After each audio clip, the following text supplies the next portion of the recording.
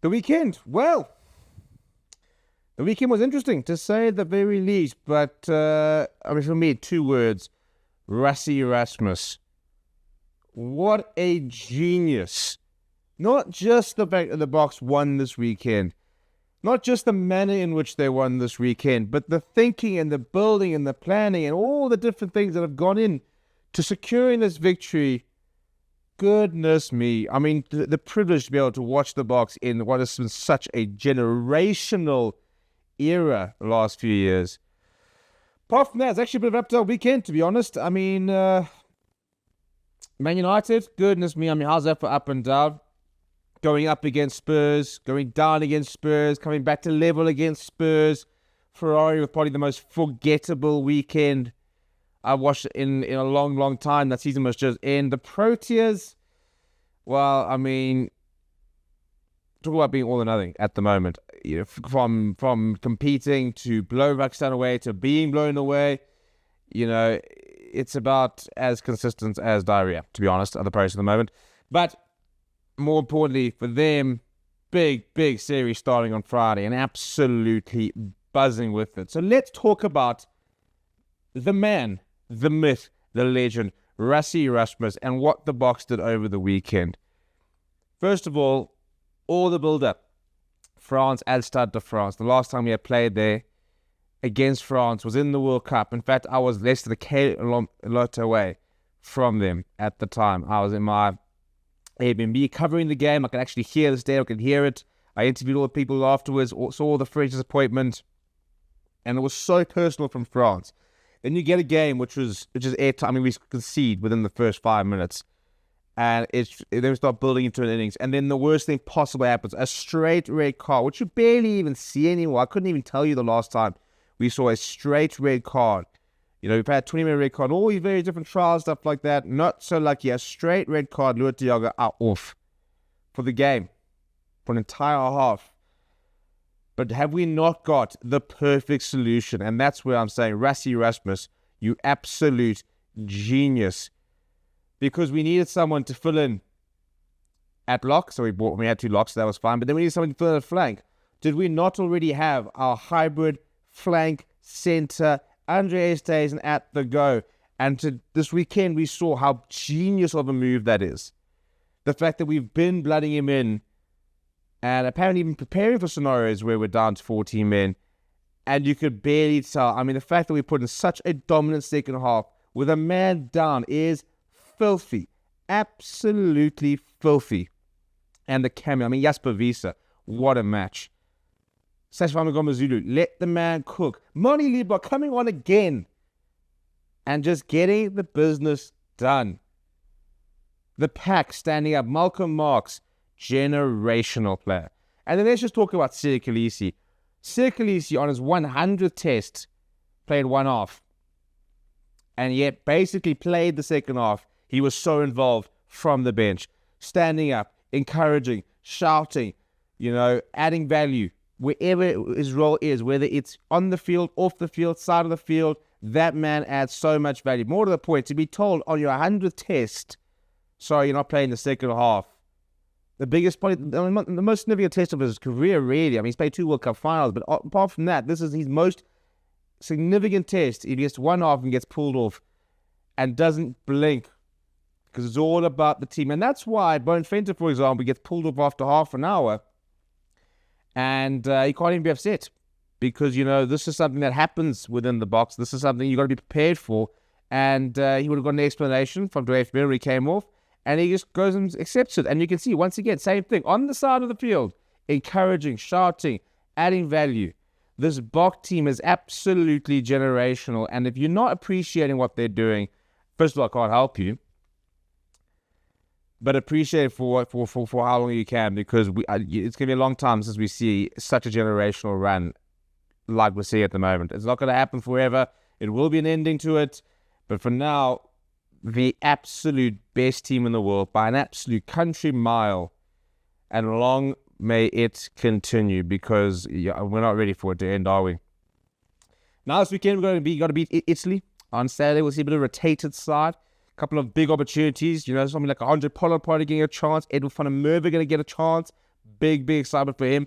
Probably if I can Ben Jason Dixon's going to get a chance. You might see, see Caden Moody probably. We hope to see Bone Fenter again. We might see Morten van Berg getting a chance. We will only know on Thursday, Rassie being all orthodox in the last couple of weeks, naming his team on Thursday. Be very interested to see when he names his side next week for Ireland. I don't know if this week was completely because of Lua Diago, for example, waiting on that decision, which only came through late Tuesday night. But either way, 2 weeks in a row, naming a team on Thursday. We haven't really seen that much this year. And looking forward to seeing what we see next year with regards to that team announcement. But that's the final, mountain to conquer, isn't it? Ireland in Ireland.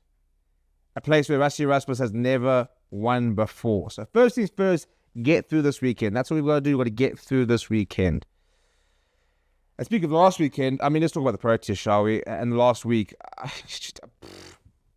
don't really know what to talk about. How to feel about the Proteas. The dominance we saw in the second innings, Quinto de Kocks rocking my world. He is absolutely back.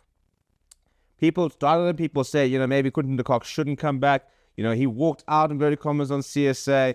He walked away. We shouldn't just welcome him back. But you know what? At the end of the day, on his day, Quinto de Kocks is one of the, if not the most destructive opening batsmen in the world. And I think he's only like 2 or 3 centuries short of being the South African player with the most international ODI centuries ever. He's only behind AB de Villiers and Hashim Amla. That is the pedigree of Quinto de Kocks. And so if that guy wants to come back and get involved, you give him a lifeline. You give him a chance. And, Shukri came out very clearly and said he's by no means guaranteed a place in the World Cup squad, for example. We're going to have to have a look. And then you see that 100 he scores in that second ODI. And don't even look back. He's back. And the fact that we've got selection headaches for this Proteas side, and good luck being Shukri and trying to choose it, is phenomenal. But now, all roads lead to India. 2-match test series in India, where, by the way, the SAA side chased over 400 to win by 5 wickets against some of the top Indian bowlers. It was not in India, it was an Indian A side, but proper players on that side. Players that we're likely to see in the actual test series as well. And to go and chase down 400 on a day 4-5 or day 4 pitch is sensational. And there's so many players like a Marcus Ackerman who are knocking on that door for that test side. But I've got a feeling we can get a job done this week. This week, I genuinely think we can go and do a job against India in India. And if you go and beat India in India, that is one of the Everests in cricket. In a test match, to beat India in India. New Zealand did it last year, and it was sensational to do it. If we managed to do that, then this year the Proteas have had, it would be one of the best years I've ever witnessed. Yes, you've had some awful results, and we got hammered by Pakistan at T20s, for example, and the likes of that. But the WTC champions are then going to beat India in India. This test team is next level. And they've just quietly become one of the best test teams we've ever had without us really realizing it, to be honest. We always talk about the classic ones with Jacques Cullis, Graham Smith, Dale Steyn, Avey, Boucher, Amla, Morne Morkel, Vernon Philander, those, the GO team back over there when we had the Mace.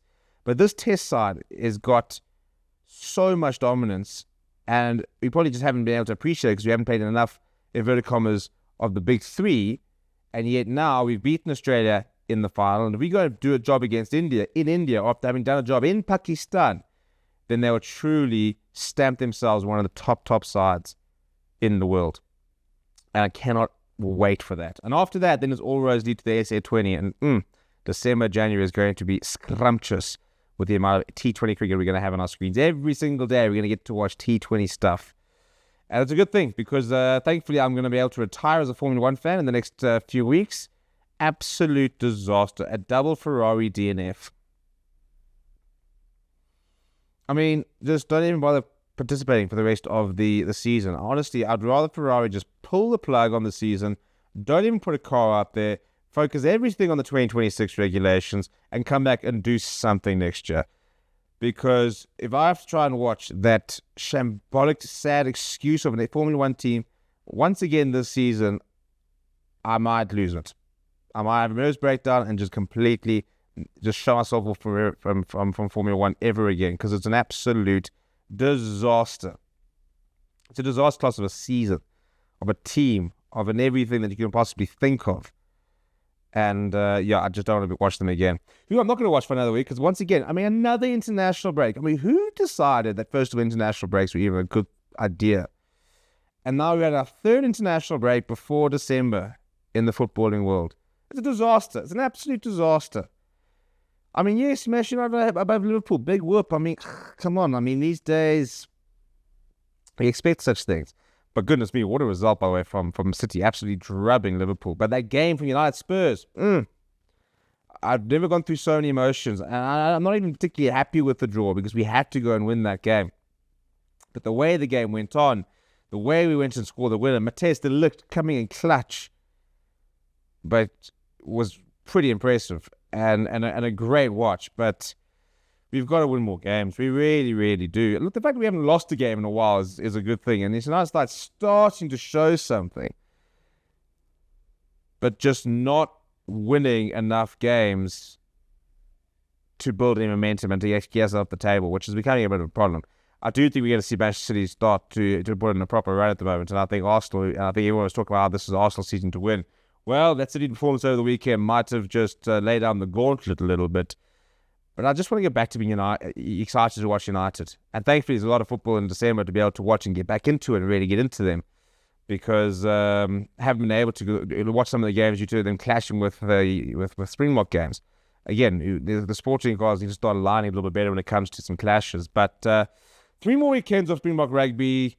Basically, 3 more weeks of Formula 1 nightmares. I think it's actually 4.